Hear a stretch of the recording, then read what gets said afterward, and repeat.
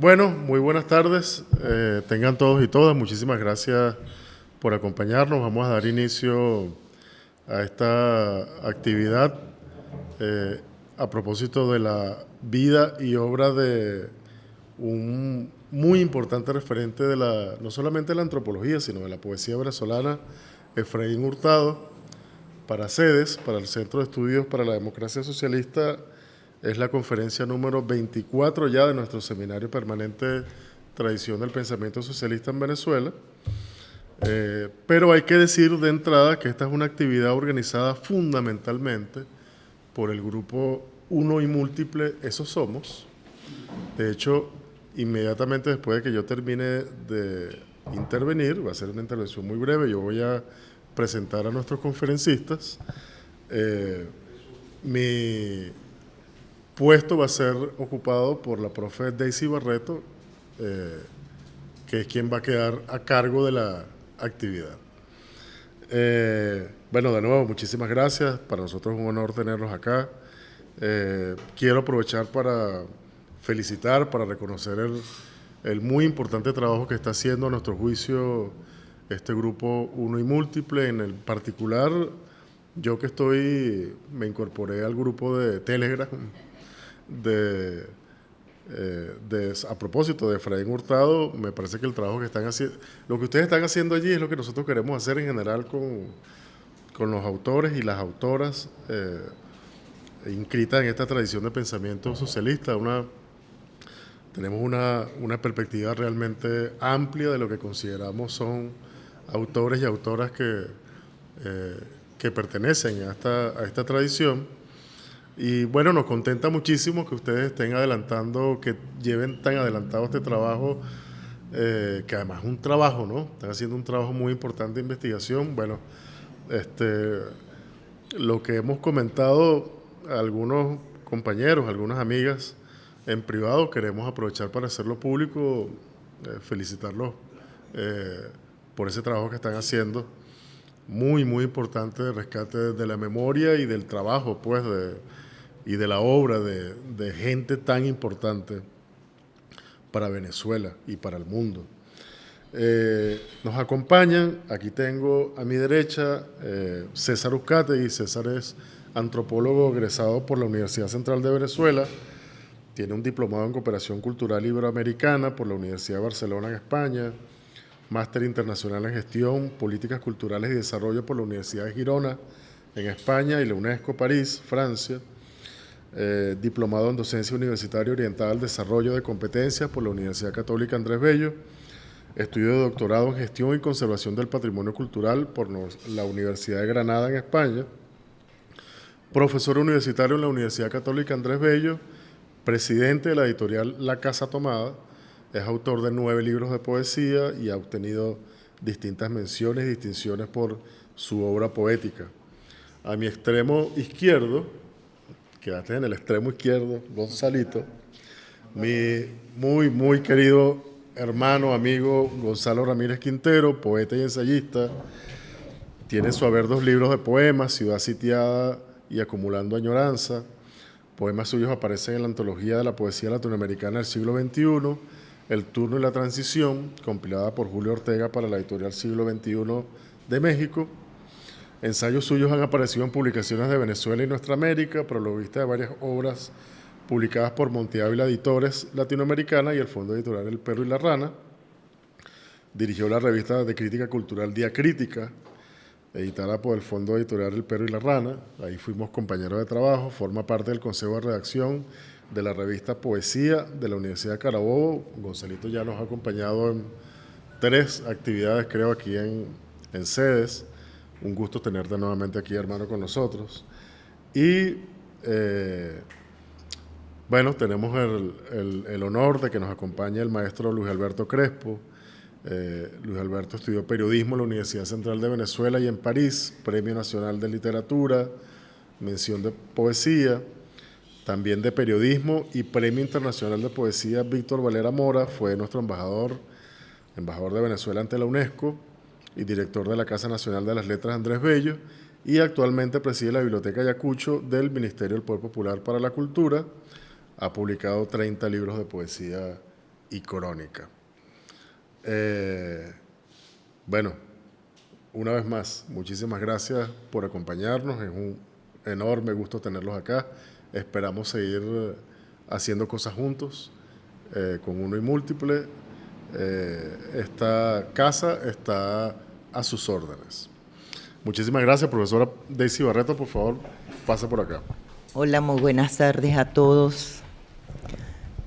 Bueno, me siento muy contenta de estar aquí con estos compañeros que realmente han sintonizado desde su poesía y desde su sensibilidad y desde su arte con Efraín Hurtado desde hace mucho tiempo, mucho más que nosotros, que fuimos de otra generación. Aquí hay diferentes generaciones que compartieron con Efraín, otros que fuimos sus estudiantes y sus alumnos, y otros que, bueno, los conocieron a través de nosotros, donde se dejó ver a Efraín Hurtado. Yo me voy a hacer también bastante breve para decir que este grupo Uno y Múltiple está recién nacido, apenas está naciendo, a finales del año pasado, después de las elecciones en la UCB, donde ganó Víctor Rago, nuestro colega antropólogo, pues nos despertó una necesidad de hablar de la antropología. Y eso nos llevó a que coincidiéramos varios colegas de diferentes generaciones que conformamos hoy ese grupo Uno y Múltiple. Desde el inicio la visión fue, como decíamos, desempolvar, sacar del lado más oculto y del más, ¿entiendes?, ignorado a nuestros maestros de antropología, que las generaciones que nos sucedieron en los 80, en los 90, en el 2000, 2010 y 2020, no oyeron nombrar. No me voy a extender con respecto a esta situación de más de medio siglo, en donde tristemente la antropología, en vez de fortalecerse y las otras ciencias sociales en el país, al menos en la Universidad Central de Venezuela, fueron decayendo y hoy en día se encuentran en un estado de intervención con una necesidad y un estímulo que queremos todos de que vuelvan a ser las disciplinas que pudieron ser en los años 60 y 70, donde fue el movimiento más crítico de la renovación universitaria y donde fue también el lugar de los más preclaros estudiosos de hacia dónde iba la deriva de nuestro país dependentista petrolero. Héctor Malavé Mata, Héctor Silva Michelena, economistas, sociólogos, antropólogos, historiadores estuvieron allí, ¿no? Bueno, el decaimiento es profundo, hay que hacer un trabajo por nuestras universidades y yo voy a leer un fragmento de Efraín Hurtado de lo que nos decía a ese respecto, o sea, qué estaba pasando en ese momento, en 1977, en una entrevista que le hace Ramón Ordaz en la revista que él dirigió, una de las revistas más bellas y interesantes en Ancas, y un fragmento después voy a leer de lo que dice que es necesario que los intelectuales, nosotros, los estudiosos profesionales de las ciencias sociales y de las artes, porque si nosotros tomamos el nombre Uno y Múltiple de Efraín Hurtado es porque verdaderamente lo vemos concebido en su poesía y en su ensayística, en su reflexión antropológica. Es lo uno y es lo múltiple. Está tomando la otredad de los otros, de esos llaneros, de esos guayú, y está desde el lugar de antropólogo cómo se debe tomar, o sea, cómo se debe aproximar a eso. Le preocupa enormemente en ese momento el desboronamiento que estaba viendo ya con ese impulso desarrollista de finales de los 70 del país petrolero, de la Venezuela rica, etcétera.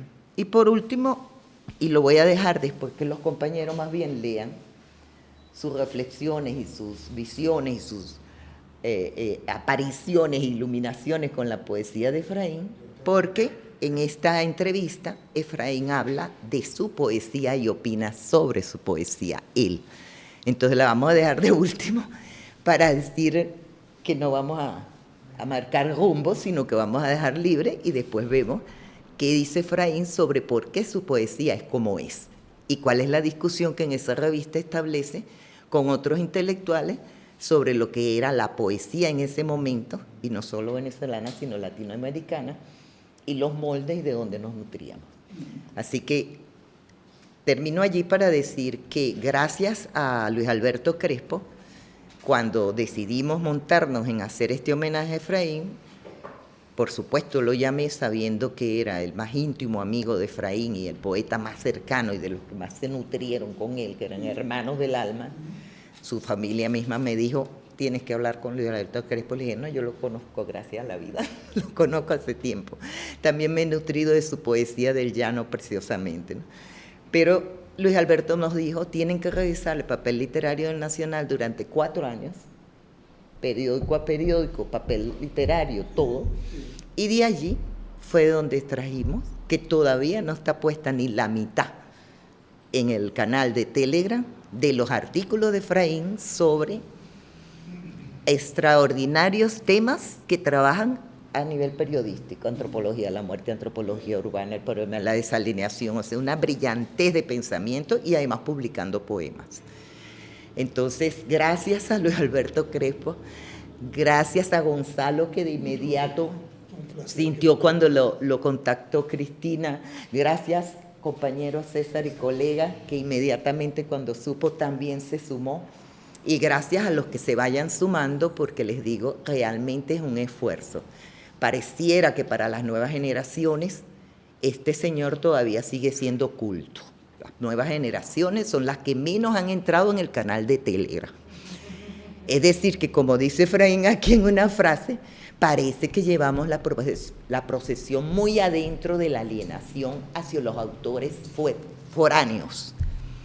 Ahí están, en el chat de nosotros, todos los días 4, 5, 15 autores extranjeros, en su mayoría. Uno que otro nuestro nacional, de cualquier disciplina o de poesía. ¿No es así?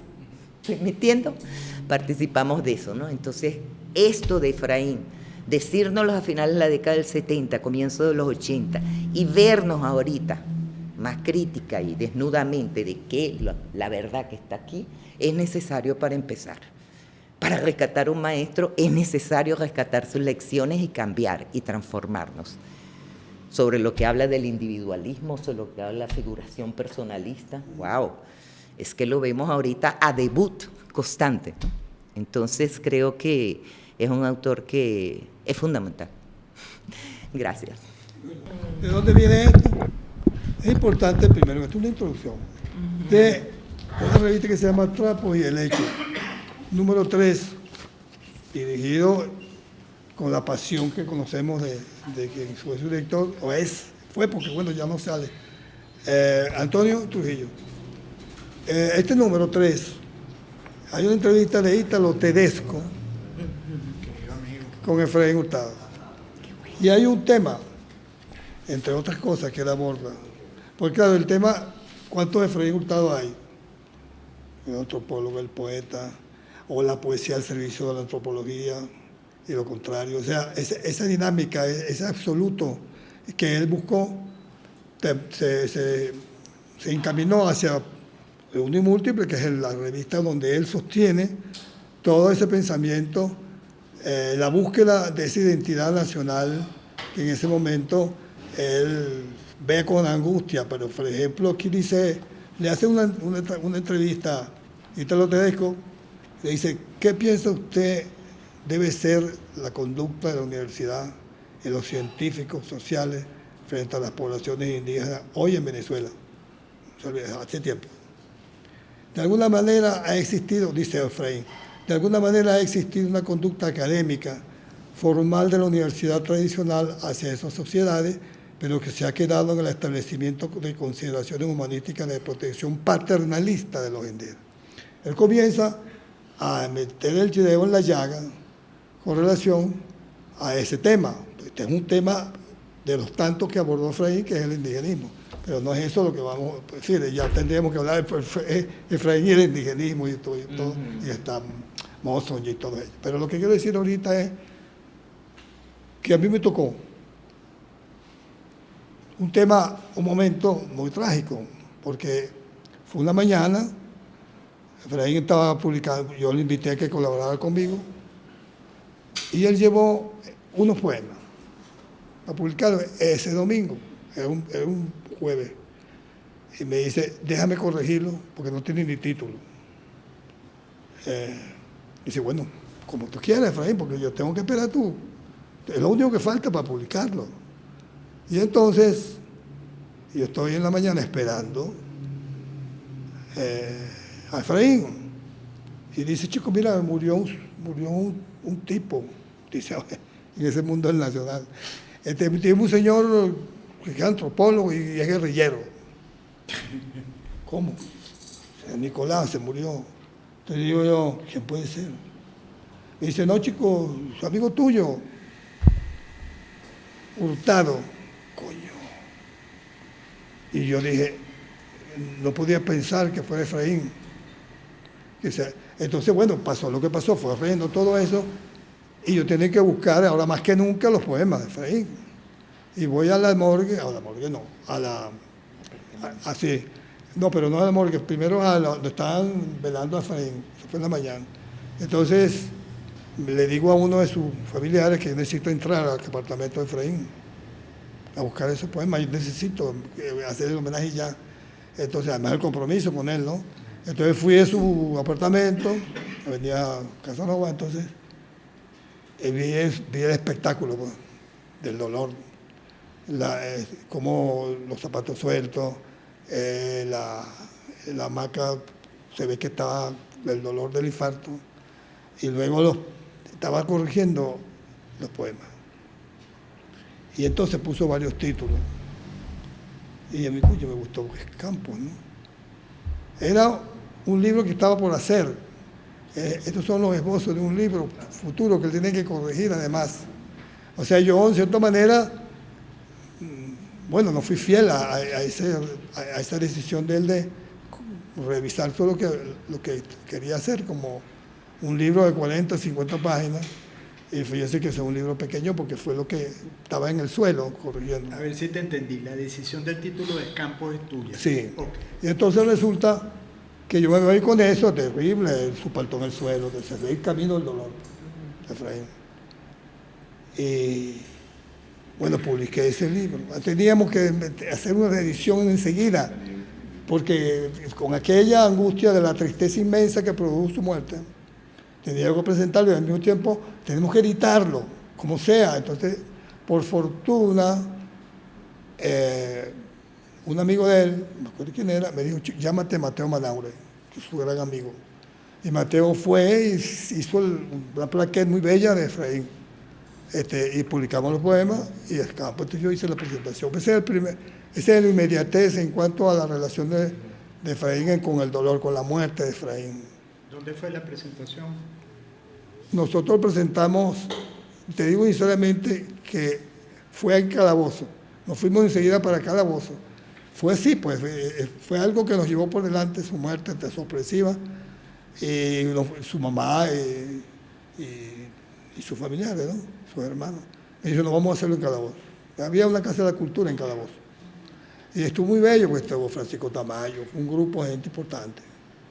Y ahí presentamos esa plaqueta de Campo, y además inauguramos el Salón de Lectura de Efraín Hurtado, en la Casa de la Cultura, que yo no sé si existe ya. Sí. Bueno, en todo caso sí, porque tú sabes que eso pasa, ¿no? El proceso del olvido es nuestro, es nacional. La fiesta nacional de España es la muerte, dice Lorca, nosotros es el olvido. Bueno, total que en definitiva es así como Efraín termina como poeta su vida, pero comienza a regresar su memoria primero de una forma, bueno, pendular, pues. Efraín sufrió el olvido, que es, pues, como digo yo, la fiesta nacional de Venezuela, pero quedó su obra. Y entonces nos dimos a leer su obra, particularmente yo, donde había una vinculación entre nosotros con relación al paisaje. al laconismo en la letra, en la poesía. Y entonces eso me entretuvo de una forma muy hermosa porque a pesar de la tristeza de haber perdido un gran amigo con el cual nosotros recorríamos el llano, que me pareció extraño que no conociera el Cajón del Arauca. Yo le dije, Efraín, tú no has conocido el Cajón del Arauca. Tú tienes que ir conmigo al Cajón del Arauca, man. Pues, ¿cómo puede ser que tú...? Y me dijo, esto es muy interesante. No te olvides que yo soy un estudioso del campesino, del veguero, fundamentalmente, en su obra. Entonces, hacía como le interesaba el infinito, pero otro, no el infinito de la tierra. Entonces, eso me gustó mucho y fuimos, entonces, esta es la foto donde está él. ¿Dónde fue que lo puse? Esta es la foto donde está él en Cunaviche. ¿Quién se la tomó? ¿Quién te fotografía de quién? Esta fotografía no recuerdo qué. Enrique Hernández de Jesús, creo. Yo no sé si fue esta, porque Sí. yo no sé si Enrique andaba conmigo.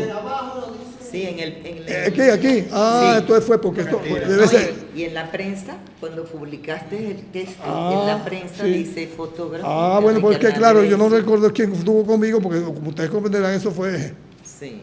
de una forma muy.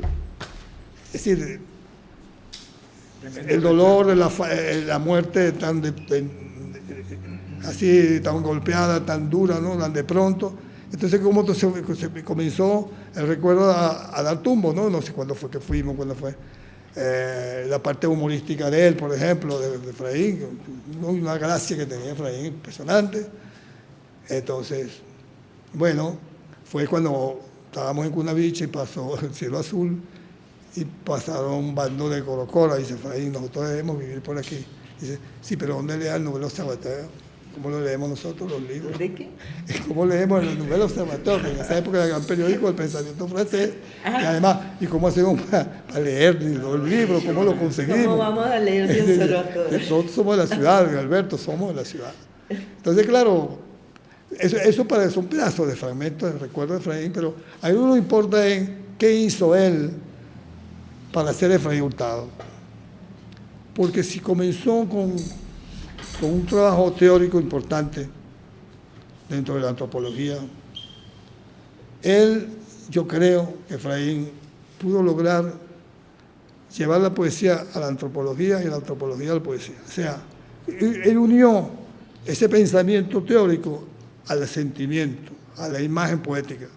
Si vemos cómo esa búsqueda, si fue muy locuaz en su pensamiento, en sus intervenciones, en sus clases, en la teoría, le gustó el silencio, le gustó nombrar Efraín en Escampo, que su obra realmente en cierne y que quedó en cierne para siempre.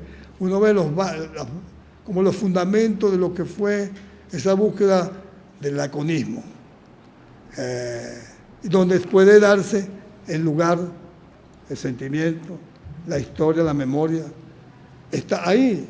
Uno ve, por ejemplo, en ese poema tan conocido, Señor Viento, que todo está ahí en ese poema, todo su pensamiento, su teoría y práctica del saber. Y luego el concepto de la crítica, poesía como crítica, que está dentro de esas imágenes, al nombrar lugares que están destinados a desaparecer de una forma y que recoge a los Palmas Alpenas, que es su otra gran obra, que es Los Caminos de Amar Alfonso. Y es que fue el admirado Amar Alfonso, que nosotros leíamos todos los lunes por teléfono. ¿Qué dijo hoy? Para buscar ese lenguaje que donde estaba Pueblo, donde estaba la memoria de Venezuela y sobre todo la nostalgia, que le importa mucho, en el sentido de nostalgia, no la nostalgia pasatista, la nostalgia para poder proponer la crítica de la desfiguración de la memoria. Y eso es muy importante, en Efraín eso fue importantísimo. Entonces, claro, todo eso fue motivo para mí, de una satisfacción enorme, tener a Efraín en el papel literario con su columna, donde él expuso todo lo que realmente puede ser la teoría de su antropología, ¿no? De su concepto de estudioso social, científico social, para decirlo de alguna forma. Es muy difícil someter a Efraín a unos compartimentos estancos, porque yo creo que él logró hacer un absoluto de su pensamiento y su práctica, pero la poesía en él fue esencial para meditar sobre lo que es el hombre, la sociedad, el conflicto de culturas, la descolonización, que fue muy importante para él, porque si alguien fue un escritor descolonizado, se llamó Efraín Hurtado. Esta revista, Trapo y Helecho, de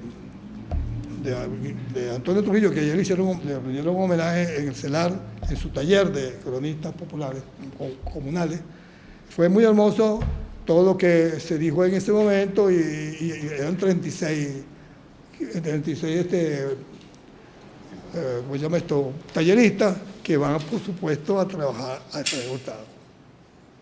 Ese trabajo, ese logro de Antonio Trujillo me emocionó muchísimo.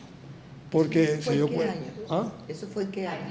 ¿Qué? No, eso fue ayer. Ah, pero nosotros nos estamos esperando. No, bueno, porque claro, es que lo que pasa es lo siguiente. ¿Qué es el CELAR? Perdón, hay que especificar. El CELAR tiene, este año, revivió los talleres. Y los talleres son 2 horas de 4 a 6, donde está la historia, donde está el pensamiento, donde está la crónica, el crónico de los cronistas, donde está la poesía. Yo estoy animando la poesía. Es decir, son varios, teatro. Y Pedro Calzadilla quiso, con mucho empeño como él, resucitar los talleres del CELAR, que son históricos, de donde han salido poetas, ensayistas, teatrales o dramaturgos, como se dice. Bueno, en todo caso es por eso, que formó parte de su taller, pero como por azar, fue una cuestión de azar, porque él encontró el número 13 y dice, Efraín Hurtado. Tenemos que hablar de Efraín Hurtado porque él es un lector minucioso de 2 palmos apenas. Y entonces, ¿cómo encontró Efraín el personaje? Porque es importante. Él necesitaba como una especie de personaje emblemático de ese veguero, del campesino. A él no lo motivaba tanto, en el sentido de su trabajo, al hombre errante, que es el llanero, ¿no? Le interesó el hombre que estaba en la tierra, el hombre que tenía una relación con lo inmediato, que era la tierra y su vivencia y su eternidad en la siembra y eso. Y entonces encontró con el gran veguero de Calabozo, que el viejo Ratia, el maestro Ratia, tenía una vega al lado de una siembra de arroz, ¿no? Y él se hizo amigo íntimo, pero íntimo, era como el maestro de Efraín, que empezó a hablarle de lo que significaba la relación del hombre con la tierra, el sentido del renacimiento a través del brote, la armonía del agua con el silencio. Es decir, él encontró una vez más la poetización del trabajo social. Eso me pareció a mí. Yo fui varias veces con él. El maestro Rote tenía un burro que llamaba Conquistador, por cierto. Era un hombre extraordinario, porque era un hombre que estaba en el paisaje, en el silencio del paisaje, pero en la propia ciudad. Y eso a él le pareció esencial para ilustrar su reflexión sobre ciudad y campo, sobre lo que es el hombre en la ciudad y lo que significa el hombre de afuera, de los grandes espacios. Por supuesto, estamos hablando de Rilke, que es el afuera, como el sentido panteísta de Dios, por ejemplo, que tiene todo campesino y todo sembrador, que siempre está pendiente del movimiento de los astros, de los movimientos del tiempo, ¿no? Los equinoccios. Entonces todo eso, Efraín en todo caso suscita una reflexión tan vasta, donde todo cabe, no solamente la reflexión, no solamente el comunicador social que hubo en él, en esa columna. Él se dio cuenta de que faltaba esa columna. Y por eso, cuando yo le dije, vente conmigo, yo quiero que tú estés conmigo. Dice, tú haces tu obra. Olvídate de que esto en papel literario y la literatura, no, yo me interesa que seas tú y tu obra que esté ahí. Y siempre fue fiel. Hubo el famoso viaje que hizo, eso es importante, recordarlo, fue polémico, pero fue lo que permitió acallar las voces negativas, decirlo de una forma pues, paternalista también, no sé, o negativa, del escritor urbano, del hombre de Sabana Grande, ¿ah? Donde predominaba el estructuralismo, Robert Gillet, la novela Ojo, es decir, la influencia de esa cultura europea, ¿no? Y que de la que Efraín tomó la esencia misma que se llamó El techo de la ballena y antes Sardio. Pero él siempre fue una isla siempre, Efraín, porque él no fue un grupista, en cierta forma, un grupista no fue, él estuvo buscando su obra y yo creo, no es vanidad decirlo, que a través del papel literario le encontró esa salida del hombre sabio, del hombre docto que fue él, a través de una escritura que permitiera entrar en la relación del anticolonialismo en la literatura y sobre todo en la comunicación social. Efraín fue uno de los grandes portadores, fue un anticolonialista, pero siempre, ¿no? En todo sentido. Por eso encuentra en Alfonso un venero de lo que significa el ayer, para rescatar a través de lo regional el absoluto. Y eso también es importante en Efraín. Lo universal. Claro, lo universal. Pues. Entonces, esa obra de Efraín tuvo un momento de estelar cuando va al llano por primera vez Adriano González León. ¿Cómo? Adriano González León es invitado, nunca había estado, Adriano nunca había estado en el llano, siempre en las montañas y las ciudades, porque entonces más nada, Trujillo y las ciudades. Y con el complejo que llamamos el complejo de ser del interior. Sufrió mucho Adriano con eso y por ahí se desbocó muy feo. Sabemos todo lo que pasó. Entonces, lleva Alberto Patiño, gran amigo, amante de nosotros todos, que ahí tuvo la suerte tuvo la dignidad y el prestigio para nosotros, de ahí hablar bien de nosotros por toda Venezuela. Entonces llevó a Adriano, dice, tú no puede ser que tú no conozcas el llano, man. Y se lo llevó en su carro. Eso fue en verano. El llano en verano es hostil, lo sabemos, ¿no? Muerde duro el verano. Imagínate, en el Conde de la Arauca. Entonces empezó Adriano llega y me manda un artículo donde dice que el llano es horrible, el llano es una mentira, el llano está lleno. Bueno, y entonces Efraín le respondió. Lo cayó de una forma tan elegante. ¿Cómo lo hizo? Tú no has conocido tal pájaro, ¿verdad? No viste cantar, no viste en esa soledad cómo el viento habla es una cosa preciosa. ¿Cómo tú puedes decir eso? ¿A quién viste? ¿Qué Venezuela ves tú? Ese texto prodigioso motivó que un hombre justamente no dado, inclinado a ese espacio o a ese concepto de la cultura que Guillermo Sucre lo llamó. Él escribió un poema para agradecerle, para decir que bien lo hiciste. Así es como se discute a través de la elegancia y a través del conocimiento de lo que es un país. Pues. Bueno. Después escribe Adriano una reseña después de su muerte que se llama Efraín. Sí, claro, no. Conmovedora. Se sintió culpable, pues. Se sintió. No. Era una parte mundana que él no entendió y Efraín le decía, tú tienes que estar en otro espacio. No, es decir, más bien humilde a la vez Adriano, como tú dices, bueno, su gallo muerto. Adriano es mi segundo padre. Intelectual, pues estoy hablando mal, no, es que él fue sincero en ese sentido. Y esa crónica de Adriano, que se llama Titula Secas Efraín, del rayo de la lluvia, por cierto, en la edición de Escampo, sí, cómo no. Está allí. Ajá. Sí, cómo no. Exacto. Es absolutamente conmovedora. Sí, claro. Es decir, que es uno de los textos más conmovedores. Sí. Es muy hermoso. Pues, bueno, Adriano. La palabra Benjamín cuando tú quieras. Yo quiero terminar de decir que cómo es el Efraín que yo tuve en mis manos y en mi corazón, cómo fue esa relación entre nosotros viendo una Venezuela de la cual compartimos muchísimos vínculos, ¿verdad?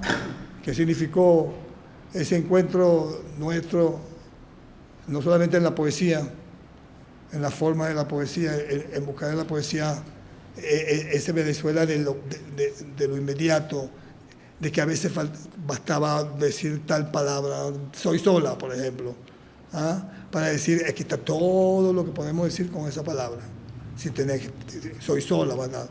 Dice, ¿cuándo fuiste tú? ¿Cuándo fui yo?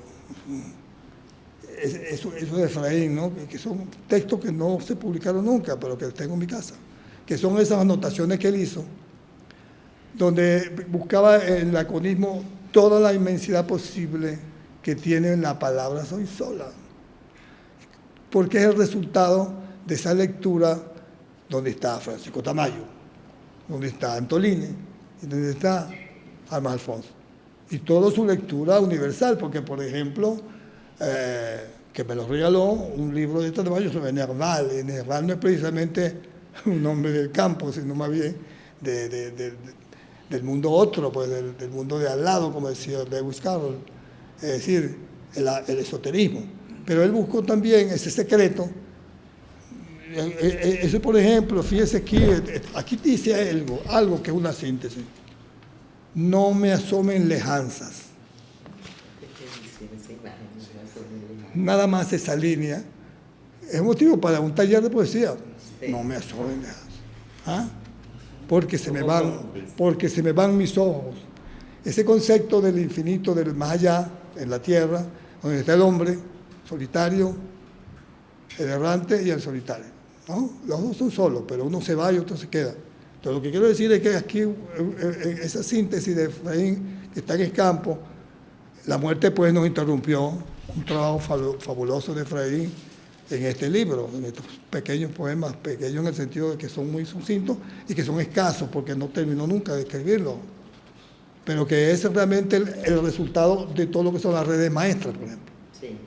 Que uno lo ve y toda aquella prosa que es un homenaje a Amado Alfonso, que se llama Dos palmos apenas, pero que uno ve subrayando cómo están ahí las imágenes poéticas de lo que él va a lograr para sintetizar todo su pensamiento. Nadie fue menos poeta literario que él. Él fue un poeta en el concepto más ambicioso del poema ilustrado, que es el poeta como conducta, como ética. Entonces, no solamente se escribe poesía, hay que ser un poeta que hable de sí y de que está enfrente, que es el otro, el uno y el múltiple. Entonces, como vemos una armonía asombrosa y conmovedora de Efraín, que nunca le quedó nada como fuera de orden. Hay un concepto global.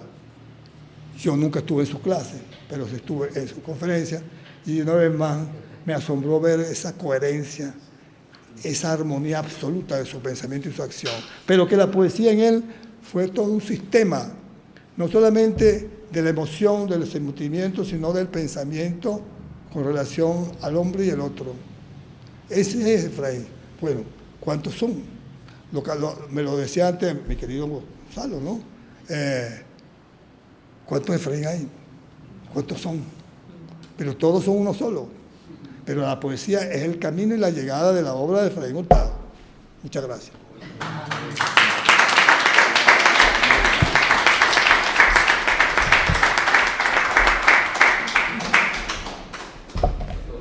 Caray, se la pone uno difícil Luis Alberto, con todo lo que tan bellamente ha dicho.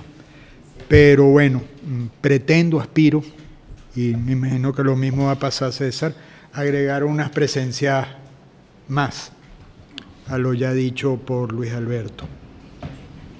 Al hablar de Efraín Hurtado, antes de hablar de él, el nombre de Efraín Hurtado me lleva a mí a un queridísimo maestro que yo tuve. Yo no tuve la dicha de conocer personalmente a Efraín, no me dio el tiempo para hacerlo, pero sí conocí y quise muchísimo a un gran maestro de las ciencias sociales que, como tú bien sabes, fue íntimo amigo de Efraín, y ese señor fue Miguel Rompedrique. Miguel fue íntimo, pero íntimo de Efraín. Y uno tiene que ir bordando lo que va diciendo con las cosas que le han contado, no solo con las que ha pensado en torno a una obra que yo considero que es de primerísimo orden en Venezuela y en nuestra América, y que recuerdo que José Emilio Pacheco decía, Luis Alberto, que en México el olvido de muchos de sus grandes valores tenía la fijeza y la inflexibilidad del infierno. Yo creo que aquí, palabras más, palabras menos, nos pasa lo mismo, ¿no? Y siempre en la conversación de Miguel volvía. Miguel no se recuperó jamás de la muerte de Efraín, como lo he visto en tu caso, oyéndote hablar ahorita y leyendo cosas que has escrito sobre Efraín. Y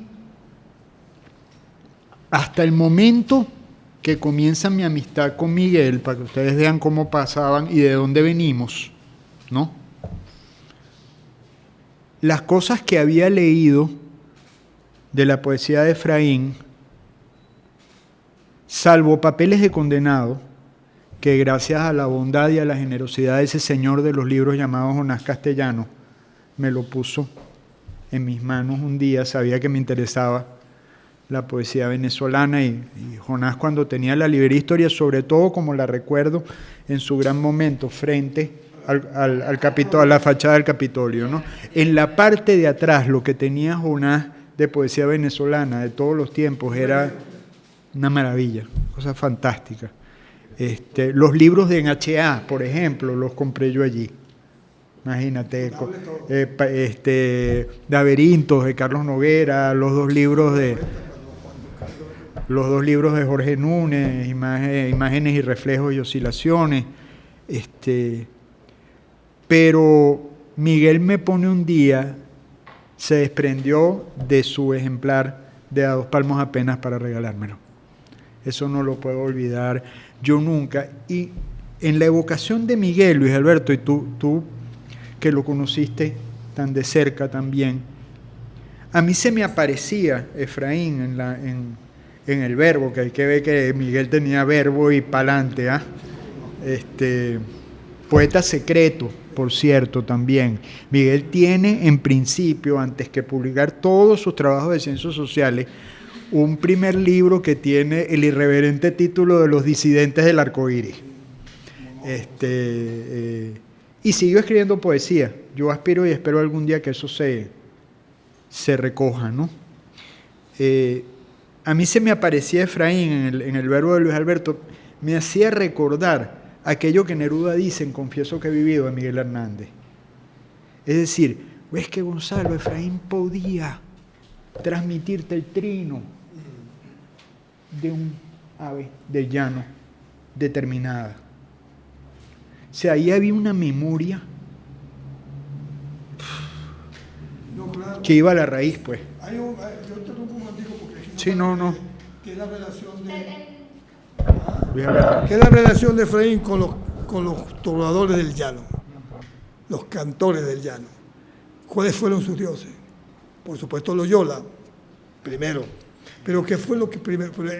Él no dice Loyola por tal cosa, sino que él dijo esto: Señora la bordadora, que bordas con cera negra, bórdame mi corazón pasito y que no me duela. Llegó a 4º grado. ¿Cómo hizo ese hombre para escribirlo? Para darle ese concepto del romance español a un señor que es de 4º grado. Pero ¿de dónde salió? De la memoria colectiva del llano. Entonces, y el otro se llamó Pedro Emilio Sánchez. Don Pedro Emilio Sánchez, porque él lo quiso mucho, el indio Pedro Emilio Sánchez, que al pasar por el estero vi una garza pensativa, más nada. Pero dime eso, di lo que dice. No leyó a Lazo Martín nunca. ¿Por qué está ahí esa herencia del culto que fue Lazo Martí y del cantor del llano que fue Pedro Emilio Sánchez. Ese es un ejemplo de Efraín Hurtado que cada vez que hablaba de cualquier tema lo concretaba para darle una especie de metafísica del lugar, de cómo en todo está en la memoria y cómo había que rescatarla como sea. Es decir, no solamente el rescate en sentido de recuperarlo del olvido, sino también de proponerla como crítica, como postulado de una... Sí, pero creatividad y pensamiento, pues como la discusión frente al arte, con la cultura, cómo uno quiere, para qué nos sirve, cuál es la relación que puede haber entre esa relación de música, de la tradición de los equinoccios y de los solsticios, y nosotros, los que pensamos, los que queremos transferir ese hecho de la oralidad, que es importantísimo, Efraín, muy importante, porque fue uno de los baluartes de la oralidad, porque en la oralidad encontró él cómo está la permanencia frente al olvido. Entonces por eso me gustó mucho que acordaras lo de la música. Bueno, Luis Alberto y amigos y amigas, pensaba ahorita cuando decías eso, en algo que decía Lezama Lima. Memorizamos desde la raíz de la especie. Efraín es una persona que encarna eso dentro de nuestra expresión creadora. A veces yo no me siento cómodo con la palabra literatura nunca. Sí, a veces me gusta más, así como Lezama Lima hablaba de la expresión americana, pues prefiero hablar a veces de la expresión venezolana, ¿no? Pienso en aquello de Juan, en la infinita vanidad de la literatura. Juan Sánchez Peláez. Claro, literatura, tu nombre es vanidad. Así es. Entonces yo creo que es necesario que revisemos a fondo la deuda que tenemos con la obra de Efraín Hurtado. Eso es un acto de justicia que no admite la menor demora. Y yo quiero destacar algo más, porque dentro del uno y múltiple, en los tantos Efraínes, y en un mismo Efraín, hay uno que yo hoy también lo quiero reivindicar por la calle del medio, el militante, el hombre que se la jugó, militante, no militonto, jugado de verdad, ¿no? Por ahí me encontré, que no son esas palabras que están ahí en Trapos y Helechos, unas palabras de Manuel Bermúdez, el gran maestro del llano, apureño. A veces se nos olvida eso con Manuel, y Manuel nació en una canoa en el río. Y Manuel era profundamente apureño. Y en una charla que dio en Calabozo Vinilo Tempore, decía esto que me hizo hasta mucha gracia, pero está escrito con mucho humor. ¿Qué tal? No es eso, es otra cosa lo que voy a leer. A Efraín Hurtado lo conocí cuando dio un curso de posgrado en el Pedagógico. Estaba recién llegado de París y andaba inmerso en Althusser Claro, sí. y Foucault. Philippe Soler también. Sí. Dios ha muerto, dijo un día en un curso en la Universidad Central. Nietzsche. Y los estudiantes creyeron que era el anticristo, es decir, Efraín. Después, Luis Alberto Crespo le publicó unos poemas en el papel literario y apareció el llano de su infancia. Sí, señor. Nada de Francisco Lazo, nada de Barrios Cruz. El paisaje volaba en palabras. Qué bueno eso. Era viento que golpeaba unas puertas maltrechas. Atravesaba un espacio y seguía hasta perderse en el infinito. Asimismo se fue Efraín. Lo leí y no sé cómo memorizarlo. Hermoso texto, ¿ah? Muy bello. Bello eso. Bello de Manuel. Ahí en esas palabras de Manuel, a quien tanto quise también, está Efraín de cuerpo presente, uno y múltiple. Sí. Y siempre hay que volver a decir y hay que volver a poner énfasis en... Fue un gran poeta y un teórico de primera línea. Yo creo que se da una feliz confluencia en él. Yo veo, y Luis Alberto, y con lo dicho con lo que tú acabas de decir me refuerzas en esto, yo veo en Efraín un explorador, alguien que está explorando, alguien que tiene, porque el problema no es solo la oralidad, es el oído interno, es escucharla por dentro. Es decir, si te quedas en el exterior, te quedas simplemente en el remedio.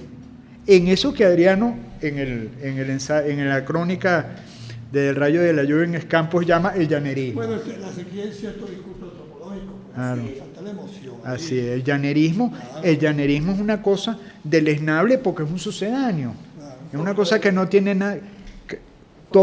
y con todo lo abominable que puede tener el folclorismo, ¿no? Claro, y sobre todo Folclorismo, que no folclore, y hay que volver a pensar en las cosas que decía Gramsci, que siguen siendo admirables, etcétera, etcétera, ¿no? Entonces veo en Efraín a un explorador, su obra tiene para mí una calidad exploratoria, ensayó diversos registros, de hecho. Claro.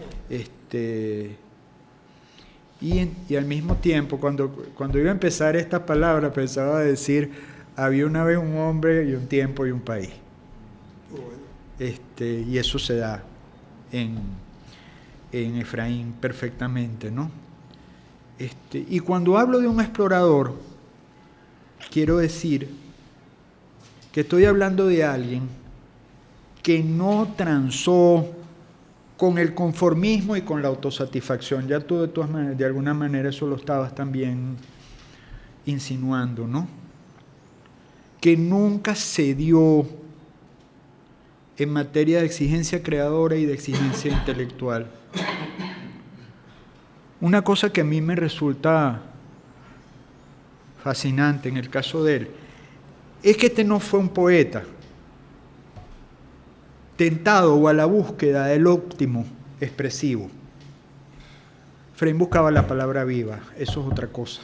Sí, no la belleza, sino la vivencia. La palabra viva. Es decir, yo recuerdo la vuelta que le dio un interesante poeta argentino, Jorge Andrés Paita, a la famosa expresión de Mallarmé, aquella cosa de hacer más pura las palabras de la tribu. Paita le da un giro que a mí me gusta mucho, con todo el respeto que nos merece y la admiración que uno tiene por Mallarmé, ¿no?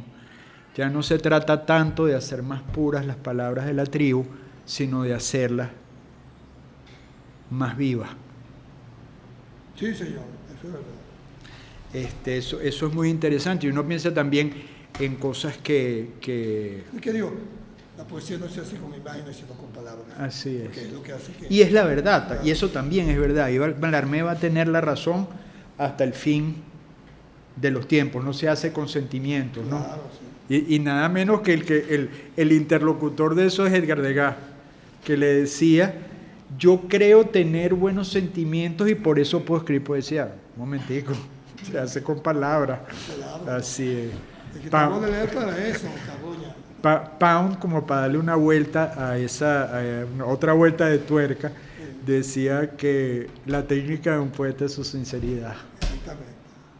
Porque es el oficio, es la artesanía, sí, finalmente, ¿no? De que la poesía no se escribe, la poesía es una acción, una manera de ser, un comportamiento. Así es. No es la forma de la poesía de la escritura, pero en la oralidad, el cantor, Así el que es. hace carpintería, el que transfigura una madera. No está fácil el todo el solo entonces, micrófono. no, cuidado, es una de las formas de la escritura. Gracias, Sandra.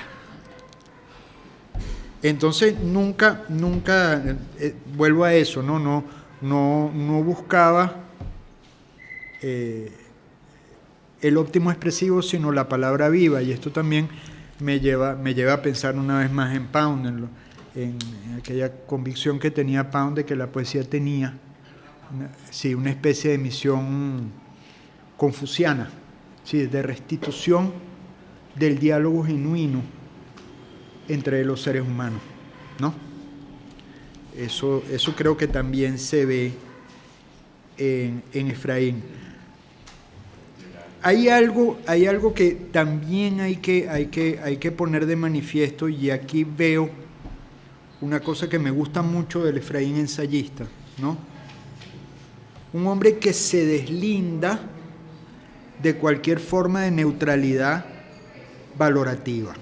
Es un hombre con un pensamiento situado, En sentido de permanencia. radical. Permanencia del pensamiento. Así es, radical. Sí, porque todos sabemos que pasa muchas veces con las ciencias sociales, por un mal entendimiento de la obra de Max Weber, en mi criterio, de quedarte nada más con la neutralidad valorativa y olvídate de otras cosas más, ¿no? Fíjate en algo, Luis Alberto, yo reivindico también al Efraín miembro de grupo, porque ciertamente no lo veo a través del grupalismo, sino lo veo a través de una muy concreta y, en mi criterio, hermosa vocación participativa. Es el maestro, que es el sentido pedagógico. Así es, así El es. sentido pedagógico, el maestro. Entonces la relación con el otro es una enseñanza. Y eso es lo que me pareció fabuloso en él, perdona que te... No, tranquilo. Hay otra cosa que yo creo que no quiero dejar de decir hoy, porque tengo pendiente escribir un ensayo sobre eso. Alguna vez dejé unas notas por ahí sobre esto, ¿no? Dentro de lo que se ha llamado generación del 58 o del 60, que se llama de las dos maneras, aparece aquello que Cervantes en el Don Quijote, a través de la voz de Don Quijote en un memorable discurso, aparece la cuestión de las letras y de las armas, unidas en dos familias. Efraín Hurtado Barrios y Nicolás Hurtado Barrios, y Arnaldo Acostabello y Octavio Acostabello, los hermanos de los dos poetas de Arnaldo y de Efraín, fueron oficiales de las Fuerzas Armadas de aquel momento. Pero entonces se da la cuestión de las letras y de las armas, pero en sentido revolucionario, porque los dos terminaron en el campo revolucionario, y Efraín sobre todo, Nicolás un mártir. Hay un texto bellísimo en A Dos Palmos Apenas, dedicado a Nico, y uno sabe que es a Nicolás. Sí, señor. Ese es muy hermoso. Bueno, hay muchas cosas bellas. Momento. Me voy a permitir leerlo.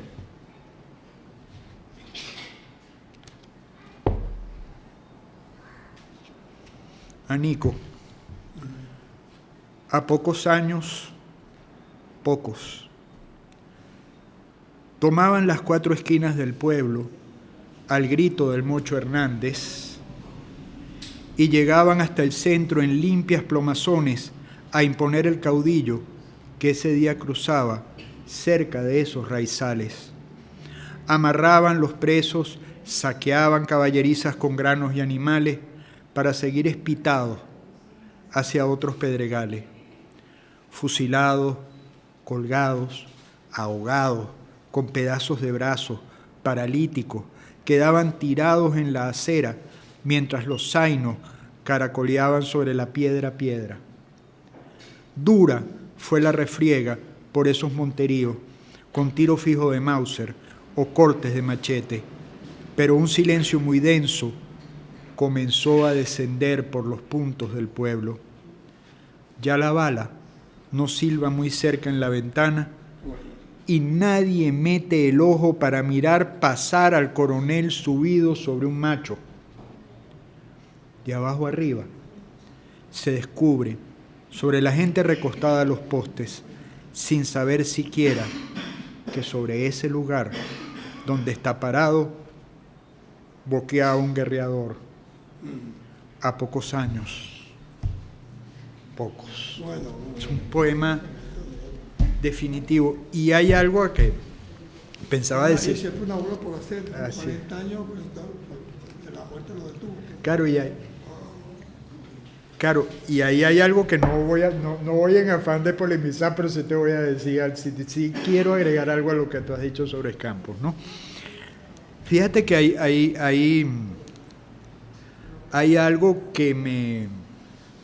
El año pasado yo releí Papeles de Condenado y sentí la misma sacudida de la primera vez.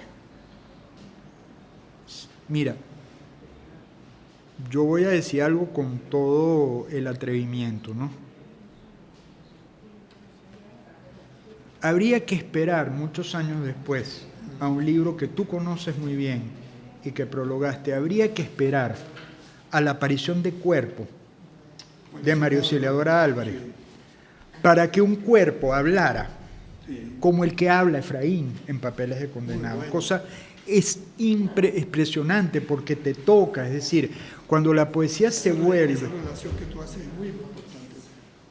Cuando la poesía se vuelve experiencia de los límites y la voz se convierte en aquello que Barthes llamaba estereofonía de la carne profunda. Desde allí habla Efraín. Adriano, por cierto, en la crónica cita un texto que a mí me sigue pareciendo absolutamente conmovedor en Papeles de Condenado, que es Mis muletas. Sí, ese muchacho se quemó la pierna. Así es. El cojito, ¿no? Era otro de los Que es muy apodos. hermoso, hay una parte muy hermosa que creo que es de Acevedo, que dice Efraín, que caminaba inclinando sobre la tierra. Es bello eso. No, repite la frase. la frase que Acevedo, que dijo Efraín, ese poeta que caminaba inclinándose sobre la tierra, porque estaba, pero tiene doble sentido, no solamente porque está cojo, inclinándose buscando la tierra. Existe el doble sentido precioso que caminaba inclinándose sobre la tierra. Entonces, ese libro, que es un libro breve, es una de las más atribuladas travesías que hay en la poesía venezolana. No, ¿sí? y que como comienza, y quedó, a a veces veces me derriba un gran vértigo, una cosa, Comienza, es su primer libro. cosa muy, muy marcante, ¿no? Pienso, me daba vueltas releyendo Papeles de Condenado el año pasado y volviéndolo a ver ahorita. Pensaba en aquello que dice nuestro René Char. Incesantemente debemos volver a la erosión, el dolor contra la perfección. Sí, señor, qué bello eso. Eso es una cosa Entonces, que... es un principio, bueno, una sentencia. Y entonces... Una acción.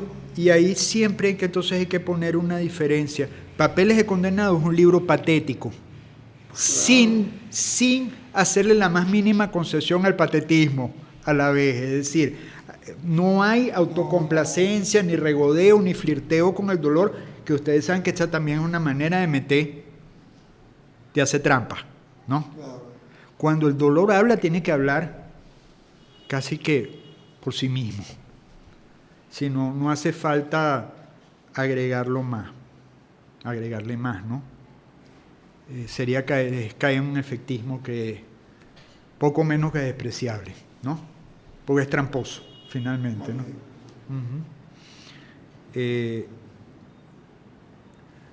Redes Maestras, a mí me queda la sensación de un estupendo, volviéndolo a ver, un estupendo libro de transición. Claro, ese es un libro de transición. Donde ya él va asomando cosas, ¿no? Me impresiona mucho, Luis Alberto, la cortedad del decir que trabaja Efraín en Redes Maestras. Eso nos unió mucho a nosotros. Pero El laconismo, pues. impresionante. Y no porque de pronto esa cortedad del decir no guarde dentro de sí cosas expansivas, ¿no? Pero también hay otra cosa que ya está en Papeles de Condenado y que aparece también en Redes Maestras. Yo creo que Efraín es uno de los poetas más cercanos. Efraín creo que interiorizó muy bien aquello de Antonio Machado, Muy bueno. desde que canto y cuento es la poesía. En Efraín hay un narrador, eso que tú dices, apropiándonos a nosotros. Rostro, esto puede decir cuando dice rostro, esto dice rostros de verdolaga, el hombre y el espacio, rostro de verdolaga, tapias con cenizas de una conversación. Esa es una imagen espectacular. Tapias con cenizas Si estás extraído de conversación. Topias, piedra. Y miren, Bueno, y redes maestras van siendo, al mismo tiempo es curioso el libro, ¿no? Porque son como instantáneas, flashes, ¿no?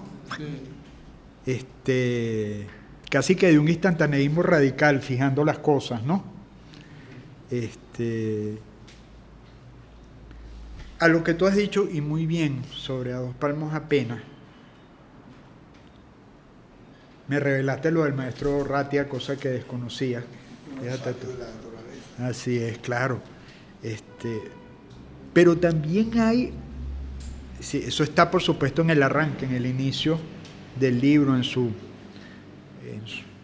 comienzo, ¿no? Pero también en A Dos Palmos Apenas no habla una sola voz, hablan muchísimas voces. Es que cuando tú encuentras una coherencia absoluta, es un círculo, uno y múltiple. Así es. Llega a la revista y él tiene toda una especie de filosofía de lo que es el humanismo. Y anticolonialista siempre. Fue un gran anticolonialista. Entonces, Está ahorita como sea. así es. Aparecen allí muchísimas voces. Y a la presencia de Armas Alfonso, ¿no? Yo quiero agregar otra.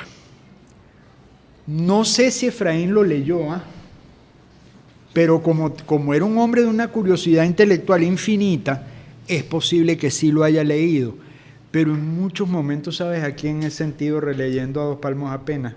A Joao Guimarães Rosa, al gran desertado Veredas. Él leyó, eso te lo digo, desertado Veredas, lo leíamos subrayando.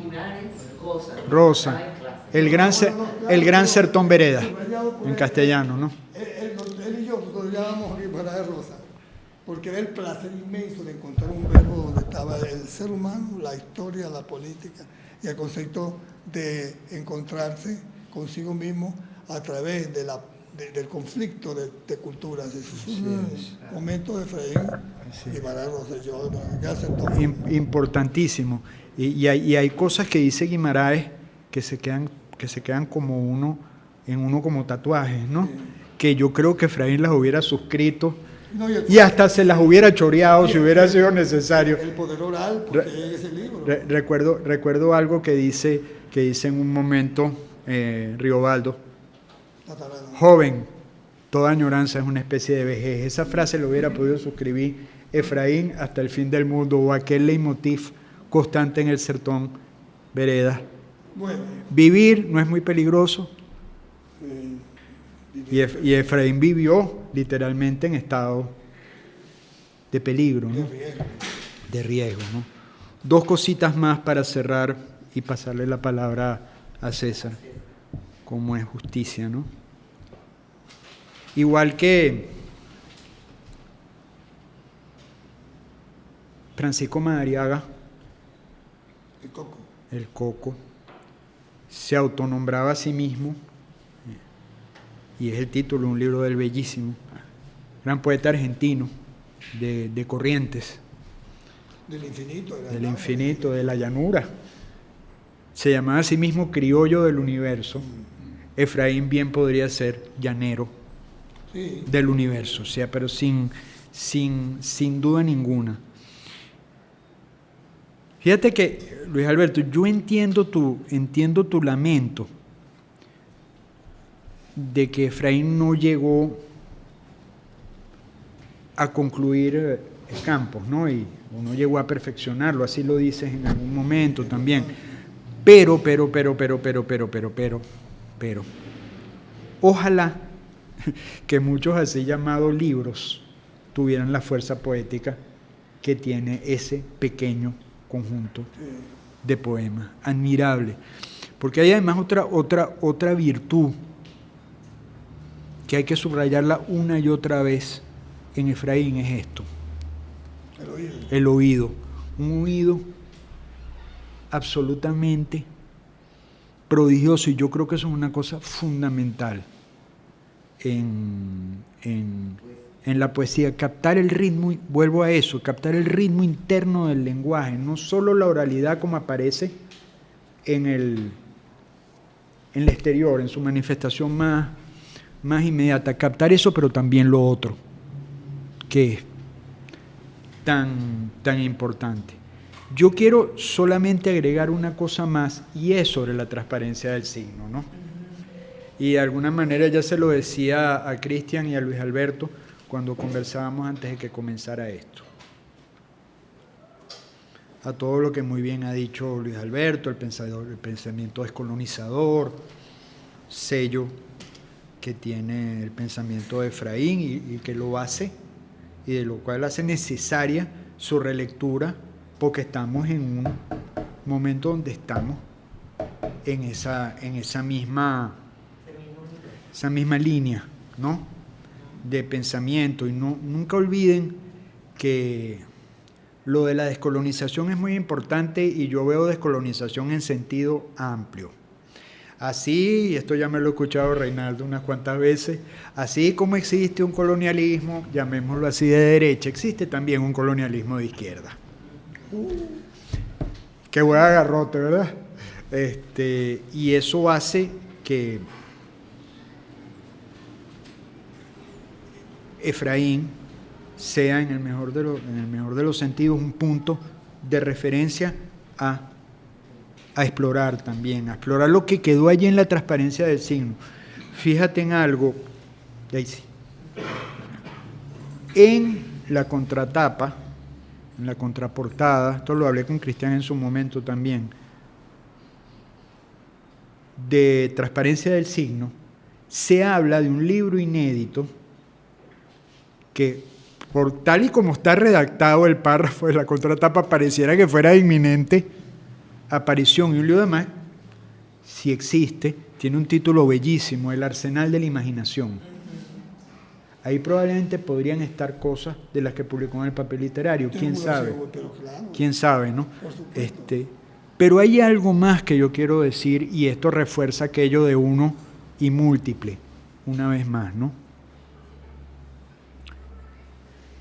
Efraín, antes de que el término se pusiera en boga, y eso se ve en Transparencia del Signo, practica un pensamiento transdisciplinario. Es decir, ahorita yo les hacía la pregunta a Cristian y a Luis Alberto, ¿fue un antropólogo? ¿Fue nada más un antropólogo o no? ¿Fue nada más un lingüista que tenía una competencia en ese terreno de primera línea? No. ¿Fue un filósofo? ¿Nada más un filósofo, un pensador? No. ¿Fue nada más un poeta? No. Todo eso lo reunía en sí Efraín Hurtado, ¿no?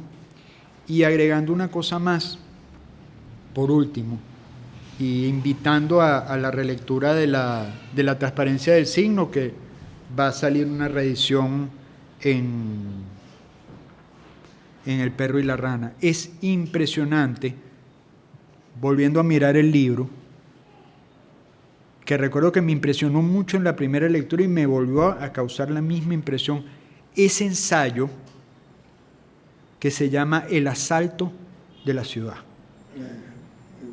Ahí hay una visión de Caracas, de esa Caracas desestructurada literalmente por el capitalismo, brutal,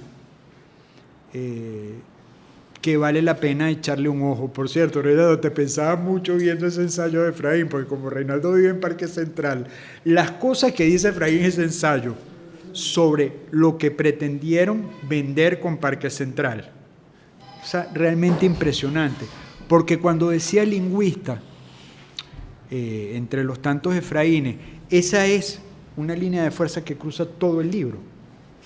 O sea, su preocupación central por el lenguaje, y ahí también está el poeta, y cómo el lenguaje y los lenguajes que ponen en circulación el capitalismo pueden literalmente deformar todo. Lo que Efraín hace estudiando los folletos de propaganda sobre Parque Central es impresionante. Impresionante.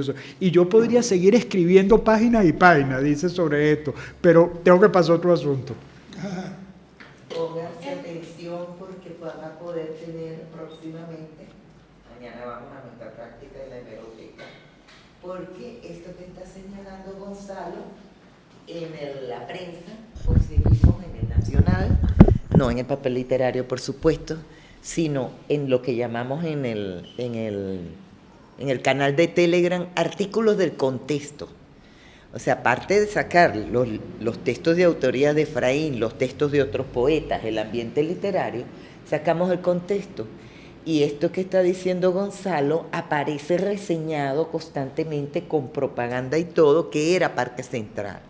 Y yo me recuerdo que en las clases Efraín casi lloraba de la tristeza y decía, ¿cómo puede haber un complejo urbanístico que tenga como eslogan donde el pasado quedó atrás? O sea, la demolición del ser propio del venezolano. Entonces, esto que está diciendo, ese sí es un análisis de antropología urbana. ¿Entiendes? Ese sí es un... Muchos años después,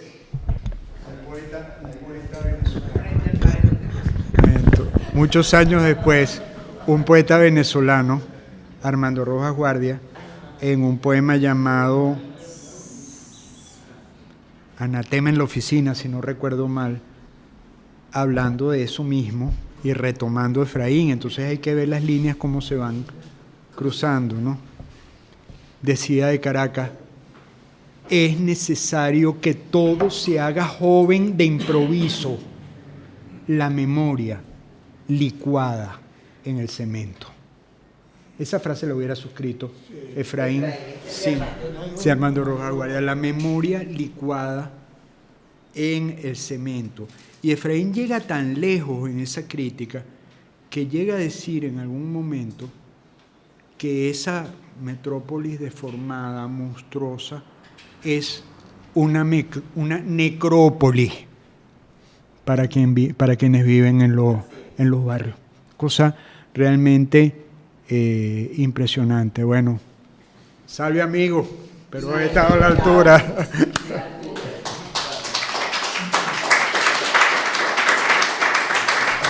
¿Quién iba a pensar después de 33 años exactos? Y esto no lo he comentado en el grupo ni nada.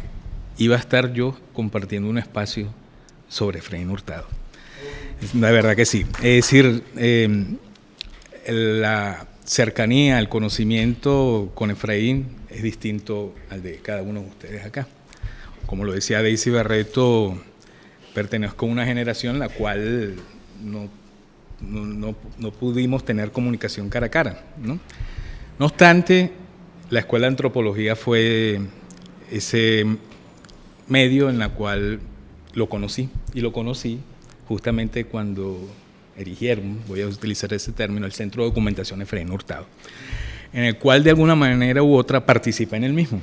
De hecho, ahí duré metido, aparte de que había un pasante allí, no sé si te acuerdas, que era José Muñoz, yo era muy amiguísimo de él. Yo estaba siempre metido en el Centro de Documentación. Allí fue cuando vi toda su biblioteca que donó su familia, ¿no?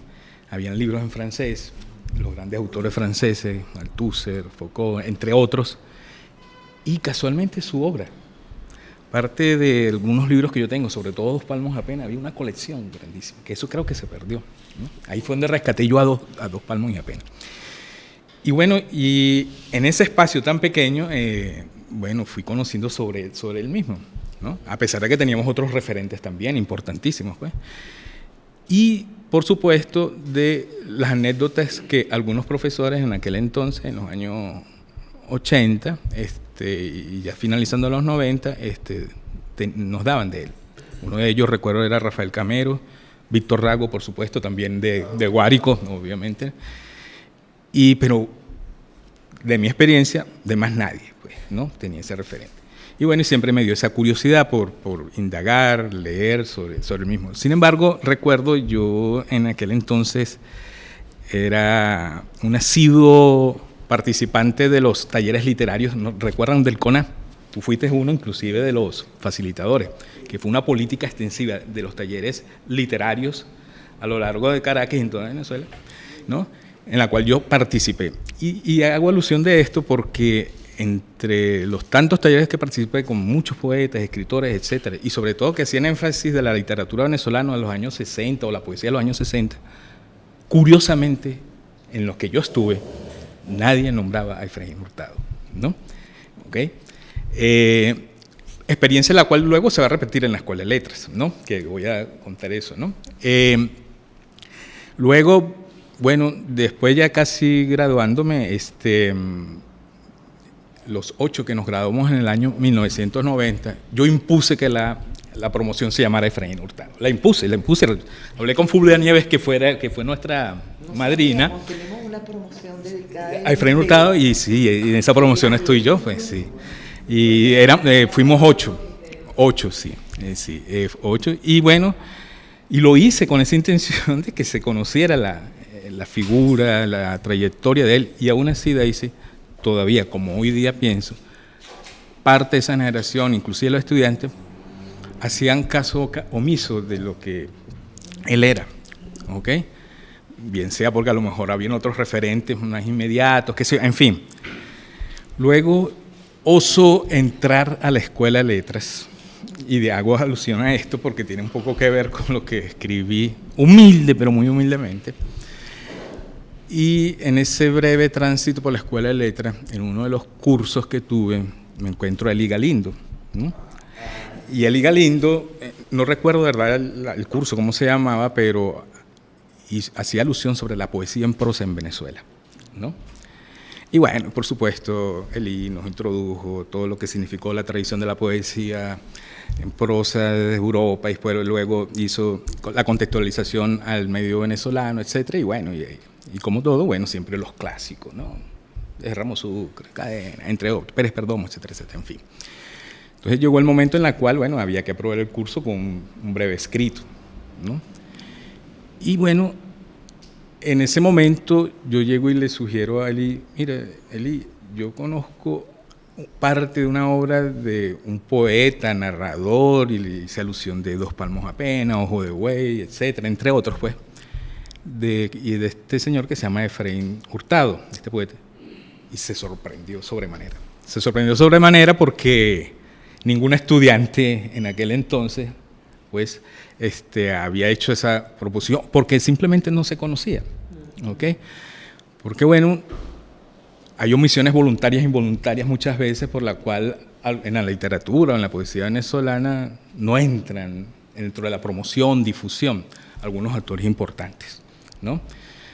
Por las razones que sean, que ahorita no lo vamos a poner en cuestionamiento. Pero el hecho era que una de esas ausencias justamente era, y yo con mi empeño, bueno, y bueno, y ahí es donde sale ese escrito cuando él me dice, bueno, es más, yo no le iba a entregar nada. Y él me dice, pero escribe algo, aunque sea algo. Entonces yo lo que hice fue escribir en el 1998 unos trazos, tan solo unos trazos, muy humildes, que es el aporte que voy a hacer acá, sobre escampos y justamente papeles de condenados, de una manera muy formal, etcétera, el cual inclusive, como lo decían ustedes, amerita, digamos, más trabajo porque no están agotadas. Así como estas mismas anécdotas que cuenta Luis Alberto, Gonzalo, sus comentarios, no están agotadas. Ese espacio se tiene que extender, me imagino, en las programaciones que vienen. Asimismo, por supuesto, toda la crítica y el ensayo que se puede hacer sobre su obra, ¿no? Y lo digo por lo que voy a leer brevemente al respecto. Y bueno, después alguien conoció que yo estaba escribiendo sobre eso en O Gran Sol, ¿ustedes recuerdan? Entonces Jesús Salazar, que era editor en aquel entonces de muchos autores alternativos, noveles, como lo llaman, dije, yo quiero publicarte eso, porque yo conocí a Efraín Hurtado también, y mi esposa también, que estudió sociología, etcétera. Y de verdad nadie, poco se escribe, salvo lo que tú escribías por el papel literario, porque todos esos recortes los tengo yo también, ¿no? Todo eso del papel literario en la cual tú escribías, había otra persona, creo que Acevedo escribió sobre él, un artículo sobre él. Bueno, yo tengo todos esos recortes y bueno, porque como parte de mi reservorio, pues. Y de allí, pues entonces, él me publicó muy bien. Y desde el día que se publicó eso, se presentó. Desde ese entonces, pues, volvió a quedar olvidado, por lo menos en estos medios. Y uno y múltiple, y por eso hice alusión, ¿no? Después de 33 años exactos, hace que yo me reencuentre con él y volver a estar, no solamente con la experiencia sobre él y los conocimientos que se tienen sobre el vía de las vivencias, sino también inclusive con humilde, pero muy humildes palabras sobre él. Yo voy a leer, voy a suprimir algunos párrafos del principio, ¿ok? Y me voy a concentrar en la contextualización, pues, de lo que en ese entonces, ¿no? Concebía yo sobre la poesía en prosa en Venezuela. Curso además muy rico, ¿no? Bueno, en Venezuela el devenir histórico de la poesía en prosa en la literatura nacional se ve signada por los textos y obras de algunos poetas del presente siglo. Basta con citar la llamada generación del 20, entre los cuales se sitúan Salutio González Rincones, Ramón Hurtado, que ese es otro que también, sí, Ramón Hurtado, y el caso excepcional de Ramo Sucre, para demostrar la vigencia del género. En una etapa intermedia encontramos a Juan Sánchez Peláez en la generación del 60, Juan Sánchez Peláez. En la generación del 60 tenemos a Rafael Cadena, Francisco Pérez Perdomo, Juan Calzadillo y uno olvidado, pero no menos importante, Efraín Hurtado. ¿Okay? Estoy escribiendo en 1998. ¿No? Sobre este último trataremos de discernir cómo se impone y se presentan los elementos de la prosa de su poesía.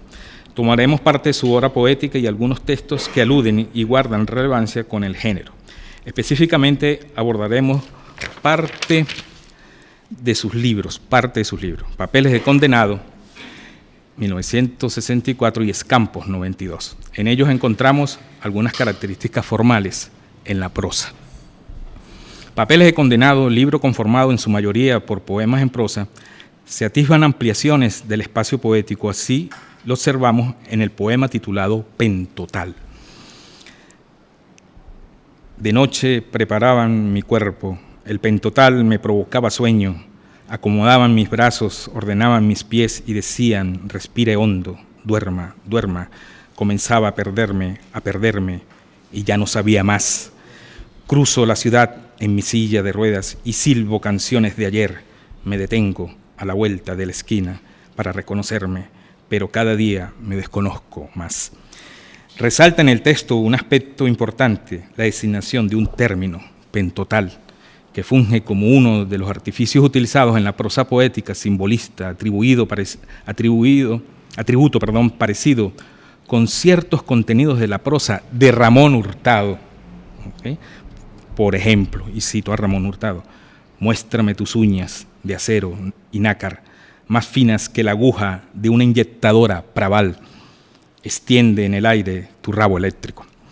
Se denota que los términos Praval y pentotal definen una manera de cómo se emplean estos recursos para darle conexión y asociación a las ideas e imágenes que se vienen desarrollando en el discurso poético. Se asume como un riesgo, inclusive en el abordaje de una expresión genuina y rara, por lo que nos avisora un ámbito que se acerca más a lo cotidiano y menos a lo artificioso o construido, despojándose del lenguaje lírico que caracteriza a otros poetas, por ejemplo, Ramo Sucre. En este sentido, vemos cómo Efraín Hurtado y Ramón Hurtado tiñen con su lenguaje una realidad y una temática poco conocida. Desde ese punto de vista, desnuda la interioridad de los objetos o referentes de sus espacios inmediatos, haciéndolos hablar en el poema. Allí cambia el discurso para darle cauce al entorno de lo íntimo. Se dibuja verbalmente en un mundo que estaba inédito. Se anticipa a la creación de unas formas que recrea la metáfora de lo extraño y lo raro.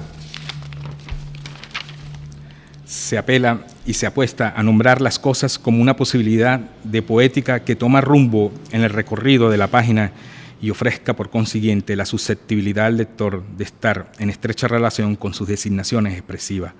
Así lo notamos en un poema titulado, ya nombrado por ustedes, Mis muletas. ¿No?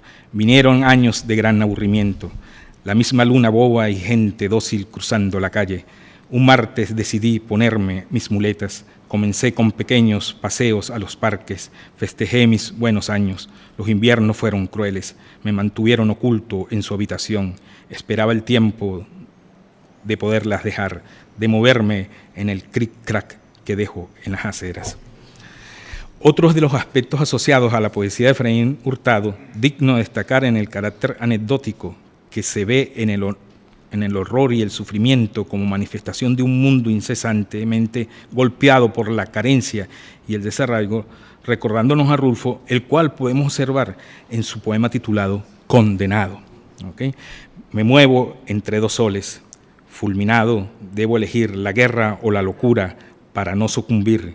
Ahora condenado, preparo mi desastre, mi total destrucción.